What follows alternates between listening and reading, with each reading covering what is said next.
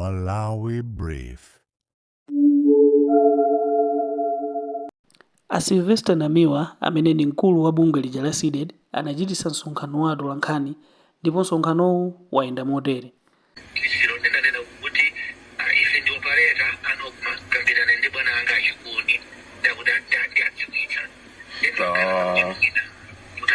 Ine nalembera baja text bwana kuti ndaone because sinchito yomagwira chonchi ayi ndaone ndafotokozere koma iwo osaedisi wona nakambirana nawo kuti chonde bwana awo takumbutsani kapena ngati pali munthu amene angamulole kuti ndimuuze akauze our part of the story ndi mmene I don't know ayichabuno ndidikira phone yawo ndidikira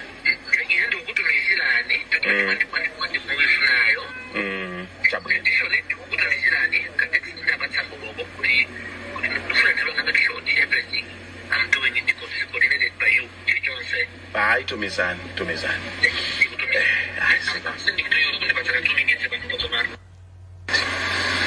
gafu yamwe ikugenya amapereka pa $88 kuna nawo jezerapo 100 and UCSOs didn't question anything kugenya chomwe chinadabwitsa feni kuti mtengo wa kugenya uja unokuwafika 188 because mafuta ajanakata ya kugenya komweko Tanga is 120 kilometers from Mombasa. It's very close to Kenya. Some Africa sangara bizile transport. Some Africa kwera ai. This thing, it will torture them for the rest of their life because anaba. Yeah, because sunga kugenya sanga kulisa 88 kulisa 194. Koma we say let us look for peace. Koma I think isiru safuna kumva kuti nzoteka anthu omwe amene apanga ujena ndanga ndatu ngati asiya kuti akambirana nawo. Some of us are not interested in this. We never, even when our procurement, you will never hear kuti chikuna anali apa zero. Koma it was in my ministry. I said aye. Is Koma since now we know kuti this is more than just an office. We are sitting in that office. We can't be seeing things going wrong. What is the need for office? 1.7 million per month for what? We are there to deliver service.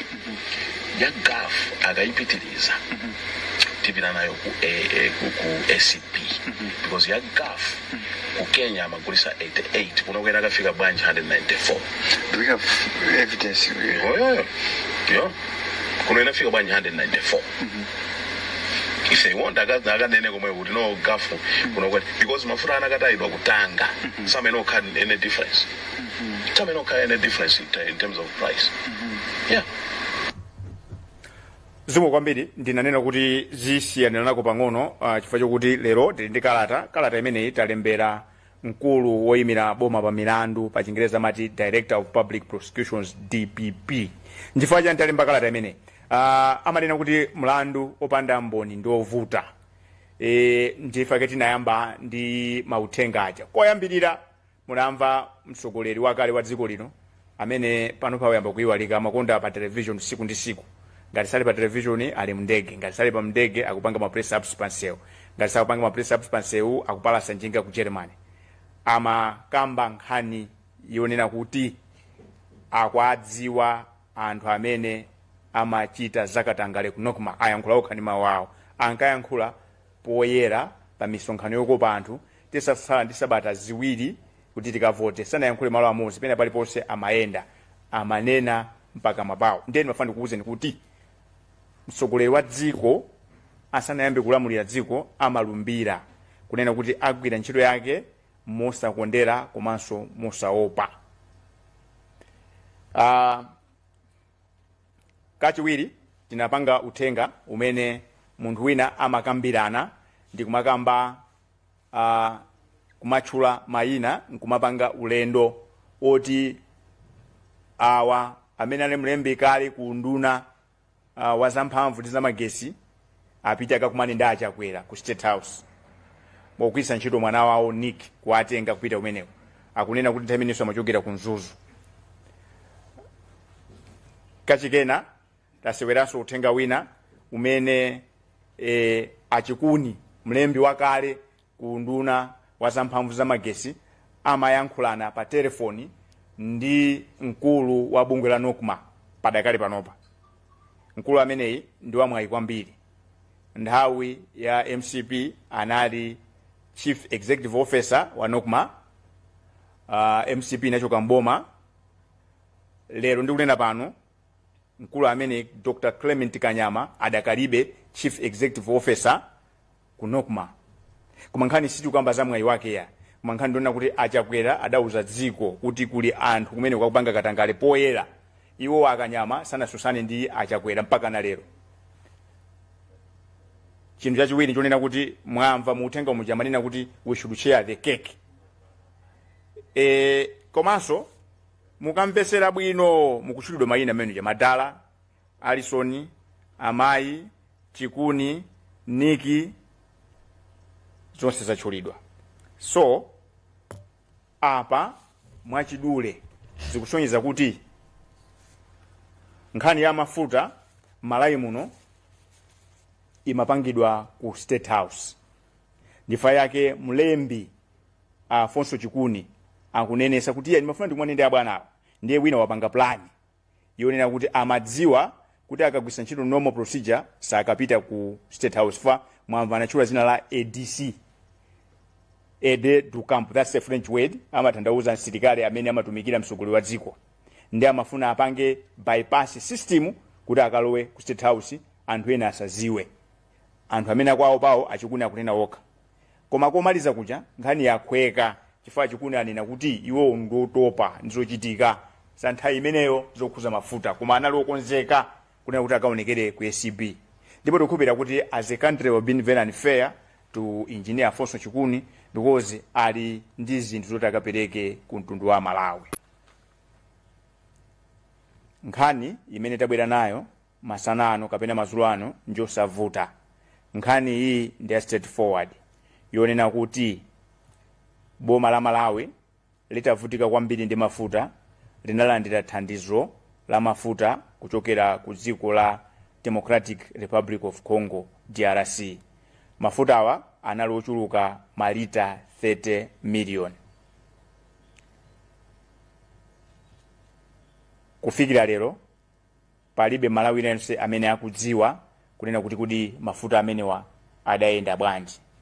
Faja chimenecho ife ngati bungwe la Malawi limene timayankhulira Malawi tabwera pano ndi umboni wonena kuti talembera mkulu woyimira boma pa milandu Afusino Maere kuti atifufuzire kunena kuti mafuta a Malawiwa ali kuti, ndalama zimene anagulisa zili kuti. Chiganizochi chabwera titasirira ntchito yabwino imene akugwira a Steve Malondera ndi komiti yawo kulondoloza ndalama zija za pension posati mozi. Ndiye utabwera ndi nkhani iyi kunena kuti 30 million liters yapita kuti.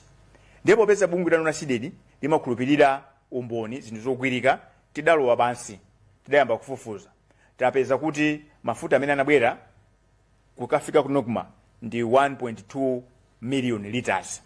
Mukapanga masamu mutakuona kuti 28 million liters sidafike nziko muno. Ndiye tidafufuzanso tidapeza kuti pali mmodzi ndifake talembera mkulu amene ntchito yake ndiyo fufuza milandu kuona kuti milandu ikuyenda bwanji.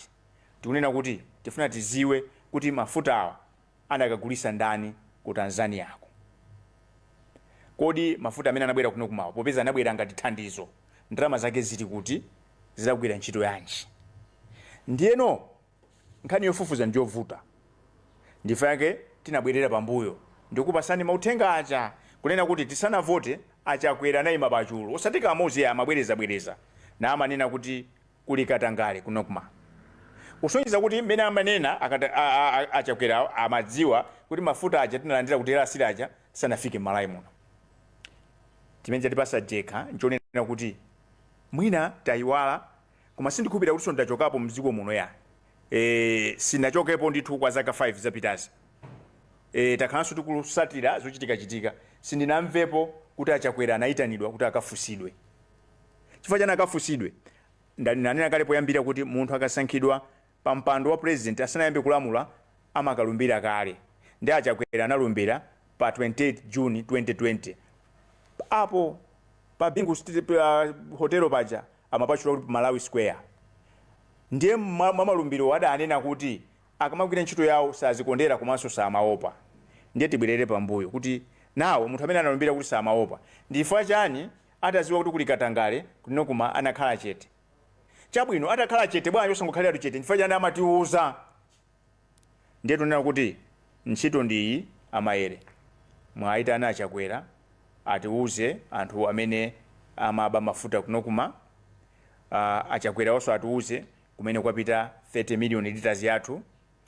Ubwino wake nkhani ikoma kuti poyambira palipo mlembi wakale ku nduna zamphamvu Afonso Chikuni amafunisisa kunena kuti apite ku commitment, ndipo tipemphaso kuti amenewa atetezedwe akhale state witness, apezeredwe malo abwino, akhale chifukwa akuoneka kuti ali ndi zambiri, akutchula mayina amayi, akutchula ndani anthu amene akanena kuti amene amati amayi amathandauzanji.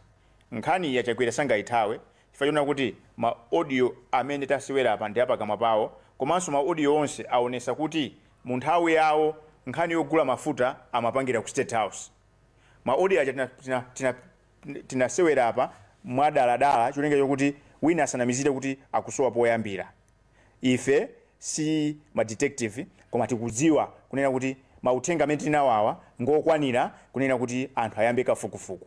Koma nkhani ipepuka chifukwa chonena kuti amene anali mkulu wa bunge la Nokma Clement Kanyama nthawi imene Achakwera amanena kuti kuli Katangale ali konkobe, kusonyeza kuti nzokhweka kambiri kungwafusa kuti kodi tatiuzeni kunena kuti zidayenda bwanji apa.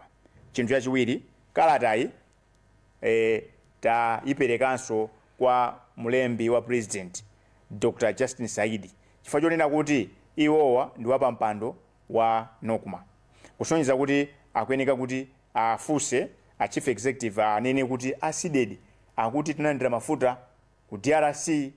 Ndi kuyankhula pano tili ma documents kale 1.2 million liters imene inabwera mdziko muno, koma ma documents enawo amene angadziwe kumene ali ndi akanyama. Izi zifunika chifukwa chani? Tili ndi ngongole imene ndanengale kuti tonse tikulipira.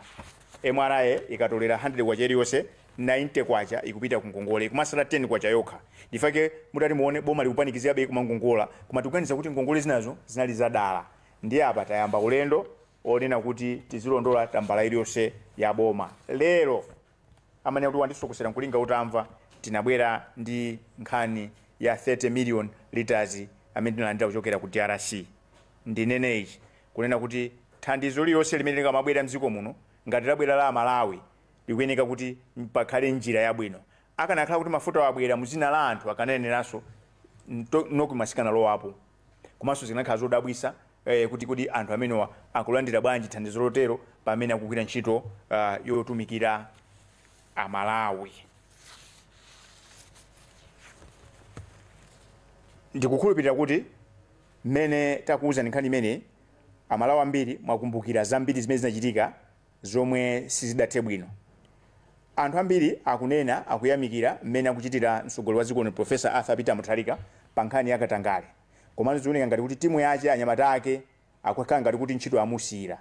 Ndithokoze panopa a George Patrick fa anena ku nyumba ya malamulo kunena kuti ndalama za pension zija sizinapite zonse 70 billion ayigwira. Tathokoze, koma ife tidikira kuti yo recovery yonse ifike pa 90 billion pacha.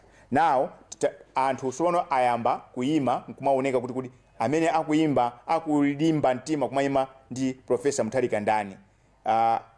Patrick mulandire maluwanu kumeneko, mwayima ndi Malawi, mwayima ndi APM. Ndiye pano pa lero ntchito itayipereka kwa amayere. Ntchito iyi tikuyiperekanso kwa Justin Saidi amene ndi mlembi wa president nduna komanso ndi wapampando wa Nokma kunena kuti Amalawi afuna amve. Ndiye maso panopa tiyangane kwa Justin Saidi, maso tiyangane kwa Faustino Maere kuti apanga ngati mene achitira George Patrick kuchita utumikira Amalawi chifukwa poyambira tapereka kale. Ndinene pano kuti makalatawa taapasa kale, umboni ulipo kuti alandira, komanso mauthenga amene ndimasewera aja ali nawo. Choncho nkhani ya lero sio pita kutali ya sizofunaso kuonjeza gagamdiwa ayi nkhani ndonena kuti muulamulo wapita uja mafuta amagulidwa ku State House ndiye popeza mafuta amagulidwa ku State House achakwera ndi anthu amene atchulidwa aja nkhani imene sangayikane polingalira kuti taona kuti anthu amene timaganiza kuti safuna kumenyana ndi katangale ayamba kutuluka kumayima panopa muyeso wa Faustino Maere ndi umenewu kuti kodi tikamamaliza press briefing atani mutenge mafoni mwaimbire mwauze kuti anamiwa auza mtundu wa Malawi kuna kuti akulembera nikalata kuti Malawi afuna amve kuna kuti mafuta 30 million anaenda bwanji ati akupasani poyambira ndi koma sana kupasa nthawi timakwenda kupereka ultimatum sitipereka ultimatum fa tuganiza kuti nthawi yakwana tiziawerenga anthu amene akugwira ntchito mboma kuti amene akuyima ndi APM ndi angati amene alokonzeka kusinthanso zikolo ndi angati amene akulimbana nkatangale ndi angati ndanakale kuti masana ano Amalawi ni mboni aziona okha kuti a George Partridge akuyima ndi APM ndiye pala anthu awiri awa Asaidi ndi Faustino Maere nkhani ndi imene chifukwa cha nthawi ndimaganiza kuti mundilole ndi segule balole nkutheka kuti muli ndi mafunso si timafuna kuti tichedwe pano kwambiri chifukwa nkhani iyi just straightforward. The floor is open for questions.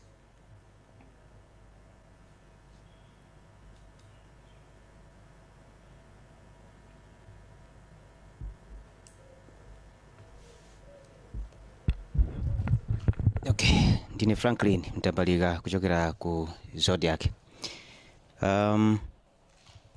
Ndimangofuna nditadziwa kuti zimene mwasewera zija kufotokoza kwanu ndi umboni ndithu poyambira pamenepo kuti nthambi zokhudzidwa zitha kutenga gawo. Sindikudziwa ngati mukuganizira zokumana ndi mwachitsanzo komiti ya nyumba ya malamuloyo kuti mutha kuapatsa umboni ngati umenewo kuti nawonso akhale ndi poyambira. Nzoma kwambiri. Ndi kuno kwambiri. Chokoma chonena kuti ndinasindika kunena kuti mmene mamveserera mmene amayankhula achikuni anali munthu otopa anadana kwambiri ndi katangale amene amachitika pa nkhani ya mafuta. Ndi anthu ochepa amene amati akamagwira ntchito nkuma nena kuti ukukulisola kwika. Choyambira nene kuti ma recording amene aja they were consented to anatenga with consent kunena kuti jambulani zimenezi ine ndatopa ndipo ndiokonza kuti ndipite ku ACB. Ndifa kunena kuti kupatula kunena kuti tifuna tikhale amene wakakhale mboni ya boma amfoso chikuni ndimafunanso ndipemphe kuti ku nyumba ya malamulo munthu wina adzuke ngati mene apangira a George Partridge lero kukhale bill yona kuti tiziteteza anthu amene amatulusa mauthenga whistleblower protection. Chifukwa kuti Malawi muno anthu ali ndi mauthenga ambiri amene apangisa kuti tizivutika ndi ngongole zija sikuti zinali ngongole zenizeni. Anthu ena mapindula pamwamba pa mavuto a Malawi. Andi anthu apitira kupindula chowawa nchone ndrama zozilipo. Mwaona amene kesi yabwino amene atipasa ndi Amaliso Hotelo akanapanda kuti Malawi simunazuke ndrama ja zinapita. Koma Malawi mutazuka komanso titaona patriotism imene aonesa a George Partridge taona kuti tapezako apanga recover about 72.2 billion. Ndiye kuti tindichikupira kuti likamatamawa mwina akhala kuti 80 billion tatolako. Ndiye ndichikupira kuti titati tapanga chimodzimodzi mauthenga omwe atipasa Malawi tikhoza tsiku lake mwina kupeza kuti tatolera mwina 3 trillion. Fa ndrama zozili Malawi momuno. Koma ndrama zina ngati zili kunja tikhonzanso kuzitani kuzilondoza ifasi kuti amaba okhayi. 1 2 ndrama iliyonse yaboma imatenga mapepala angapo amene amasaina anthu angapo. Zimene munasayinira zija zimene munasunga zija bwerani. Mukabweresa umboniwo ife tikakupempherani kubomako mukakhala ngati state witness. Mozi nkhani yoyambirira apa chidwi chatu chikali tolera ndrama zimene zapita zija. Ngongole ya 29 trillion zaka 5 it doesn't make sense. Fa ndanenaka ndipo ndibwereze kuti mu 2020 azati 28 June imene achakwera mayamba kulamula dziko lino ngongole za boma zinali pa 4 trillion. Forex tali ndi over 1 billion US dollars. Koma within 5 years ngongole kutembenuka mfika 29 trillion. Chizungu chake kuti unsustainable. Kusenza kuti maiko ena obwerekesa ndalama sangatibwerekese ndalama. Ndiye sikuti zinangochitika ya alipo ena amapindula amatiyika pa mpeni kumatipangisa ngongole ndalama zili matumba mwawo.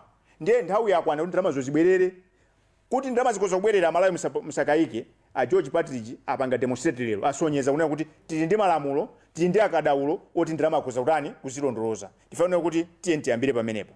So kuyankha funso lanu mwachindunji apaka ndi ntchito yambiri kuti agwire. Iyi ndi straightforward. Ndifake tangoyipitisa kwa amene amayang'anira za criminal. Akanakhala kuti milandu isikuonesa ma criminal elements tikananena kuti tipita ife kotiko tikamang'aye. Koma nkhani iyi ndiyo kuza ndithu milandu ya criminal. Ifake tikwauza kuti bwana Maere kumeneko ntchito iyi muigwire. And in fact izizi zimeneka kuchitika momuja mu Oktoba atangulumbira APM zimeneka zinthu zanizi ziyambe kulondoloza kuti ndalama zapita kuti. Tidanena ndipo tibwereza pano kuti anthu akusunga ndalama m'manyumba m'madrowa, ndalama zozibwerere mu system, amalawi akuvutika, ndalama yazikabwerera muona kuti pressure pa public expenditure isika. Chinthu chinanso chimene mwina anthu sakuchinena kunena kuti forex ikuvuta kwambiri, kuvuta chifukwa chonena kuti muli makwacha ambiri amene akungozungulira. So we have got too much kwachas chasing very few dollars pa market page. Nifake zikukanika kunena kuti tikhale ndi stability ya forex. Chimenjo nene pano. So njira ina apart from fundamentals amene angapanga Partridge ma economist now, njira yokhweka ndona kuti we should follow this money. Case study yabwino ndamalisi hotelo. Tikhulupirira Malawi ndithu kuti ndizotheka kulondoloza ndalama zathu kuzipanga recover. Choncho kuyankha funso lanu sindimakhulupirira kuti nkhani imene tikaonjezere apaki angwira ntchito yabwino ndipo ntchito yamaliza tidanena kuti apolisi agwire ntchito tikubwerezaso pano. Iyi ntchito ituganiza ndi straightforward. Amaere ayambepo. Zikomo kwambiri ndikupira kuti ndayankha.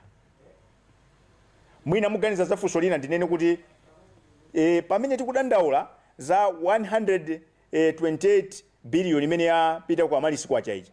Muziwe kuti mzuko muno akaswiri amene apanga masamu akuonesa kuti 300 billion US dollar 300 billion US dollar ikusoweka kuzera kumalonda agolide. So nkhani ina ndona kuti Amalawi tivale zilimbe titeteze miyala yathu ya mtengo wapatali. Ndalama ngati takwiya ndi 128 billion Malawi kwacha.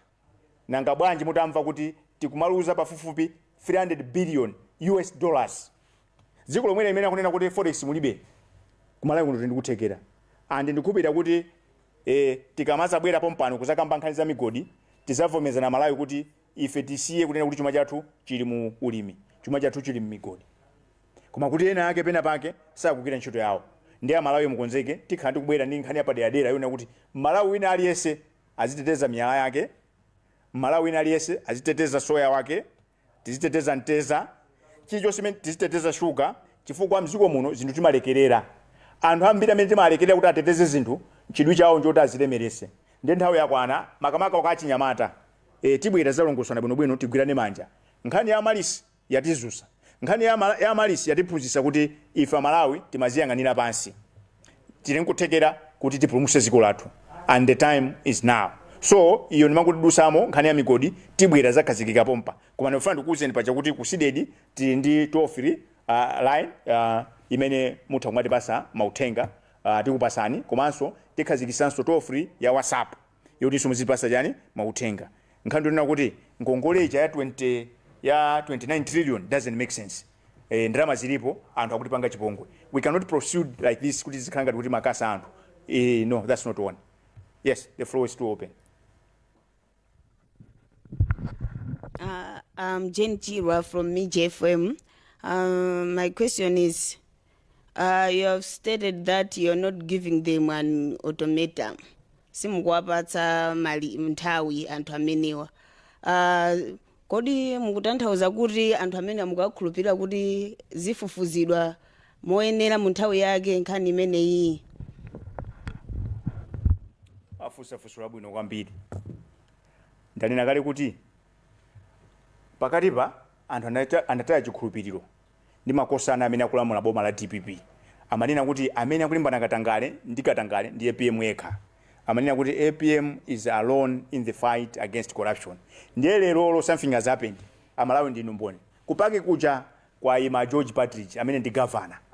wa Reserve Bank wanena kuti aya Malawi mutikhulupirire ena afe tigwira ntchito ndi APM umboni wake ndalama zija timatandalwa zija atazigwira 72 billion Malawi kwacha yasala chamma 18 billion imene akuilondolozabe chimene chazipasa chikhulupiriro ndi malamulo kuti apase amaere masiku kuti masiku awa nkhani ndiona kuti kudi amaere are you ready to join the league ya George Partridge apapa kulo kuti sibwera ikaselo kamene kuti tingofusa kuti inu mndokonza kuti mugwire ntchito ndi APM tikonze dzikoli so muyeso waukulu ndi umene tikuwapasa lero sitinapase nthawi ndifanira kuti tikamamaliza msonkhano wathu lankhani mwauze kuti anamiwa atu akuti maso onse amalawi ali kwa inu afuna amalawi amve kuti 30 million liters ya mafuta imene achokera ku DRC ngati thandizo ku Malawi ili kuti 1.2 million akuti inabwera koma 28 point chakutiyo sinabwere koma poyambira achakwera ananena kuti kuli Katangale kunokuma ubwino wake kunokuma waliko sana sunthe chibwerere boma la DPP kunokuma kanya kuti wasintha kuna kutoka munthu omozeka komanso ali Malawi momo aitani iyi nkhani yathakale so posapasa ultimatum sikuti ndi kuti kapena kuti I don't know how to put it koma nkhani ndona kuti George Partridge has set a precedent. Now, all those public officers, cabinet ministers, my PS, my directors, they have got one choice. Stand up, side with APM in the fight against corruption, or they should not be anywhere near a public office. Because public office is about accountability. Public office is about trust.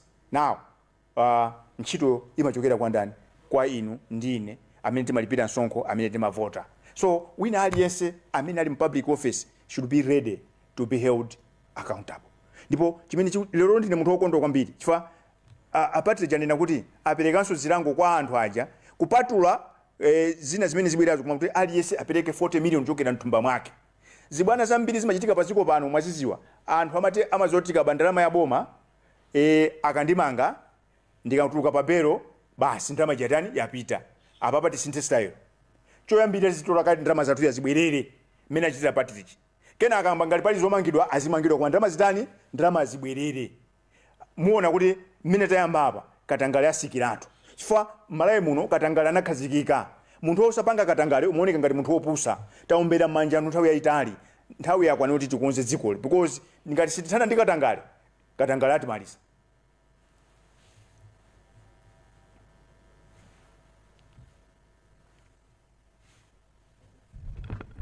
Joseph Mazizi, Capital FM. Slightly away from the issue discussed here. Baposa chedu hapa munalembera kalata ku bungwe la ACB zokudzananso ndi bungwe la Nokima pa business ya mafuta imene apatsa iuganiziro tapereka kwa kampani ina ya Asata.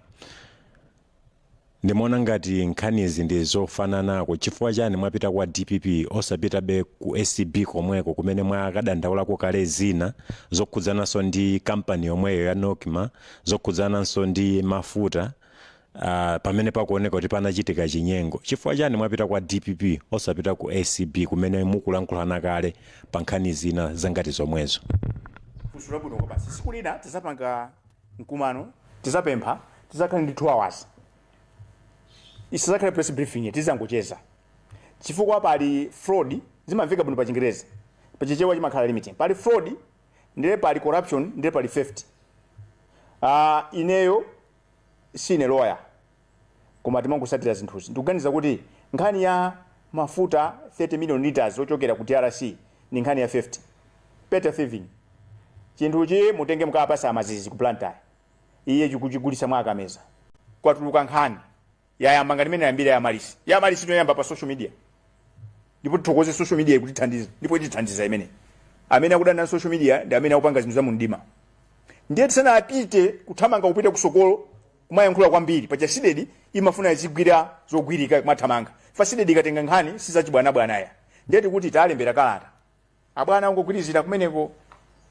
chambers kunena kuti tatifufuzeni mutuuze zoona kuti kampani ndi yasata kapena ayi. Funso loyamba ndi limene. Imene sugaza ndi straight forward. Zimene achite ndi ulula maiswete angopita akaone ma beneficial owners. Ndi amene atatiuze kuti kampani ndi yasata kapena ayi. Akati yankha ndiye tibweranso ndi step number 2. Koma izizi timaganiza kuti ndi straight forward criminal. Pasero yanjogera kuti RC on behalf of Malawians inapitifika ku Tanzania. Is just straight forward 50. Komabe mwina pakuza kukhala my elements yo ndifake mukayangana kalatayo pepani munabwera mochedwa. Ndifake mwaponya nawo. Taako pangira kope achembezi. Nthawi zambiri ukabwera mochedwa umatha kupeza zambiri koma nthawi umatha kupeza mafupa. Kundikupa kuti ndakuyankhani.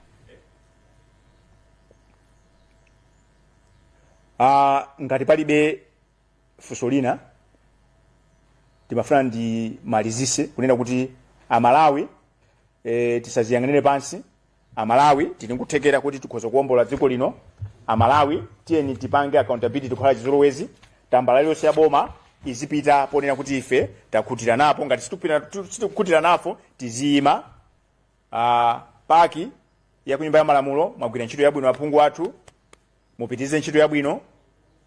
Koma tipemphe kwa Amalawi eni anga amene muli maumboni mubwere paja kuside ndi nambala ija imene mukayimba simachosa mayunisi 4384. Mukangoyimba 4384 mwatipeza. Tikamabwera tikamaza kamba za migodi ndi miyala yathu ya mtengo wapatali tidzakupasaniso namba ya WhatsApp yona kuti mutipase mauthenga. Ntchito yokonza zikoli ili manja mwanu a Malawi tiyigwira chifukwa nthawi zambiri anthu andale amafuna aziyikirana kumbuyo. Koma mulamulo wamkulukuta moyo APM kukhala ngati kuti aliyense amene akuganiza kuti apanga adyera Amalawi masuku mutu adya koma movutirapo. Taona za Malisi Hotelo ndibwereze kunena kuti ulendo uno kudya kulipo koma kukhala kudya kovutirapo because APM akutemesa nkhwangwa pamwala kuti government is not a feast. Boma si phwando. Palibenso kuti ndalama za boma. Ndalama zonse zimene mubwera mu Malawi muno ndi zanu ndi zanga. Ndipo wina aliyense akasokoneza ndalama za boma tonse tizikwiya ngati mmene timakwiyira ndi ndalama zathu. Koma pamene takwiya ndi 128 billion Malawi kwacha tiziwe kuti mziko muno golide yekha tikutaya ndalama zopitirira 300 billion US dollars. 300 billion US dollars si ndalama zapano ya. Ndiye tibweranso pompano tizakambisane kuti makamaka anzanga achinyamata dziko lino lili m'manja mwathu ndi ana athu. Tiyeni tivale zilimbe tiliteteze. Nkhani ya Malisi yatipasa chiphunzitso kuti tikagwirana manja kufunsa mafunso olondola mu nthawi yake tikhoza kulondoloza zimene Satana watibera. Paja Satana ntchito zake ndi zitatu: kuba, kupha ndi kuwononga. Zikomo kwambiri.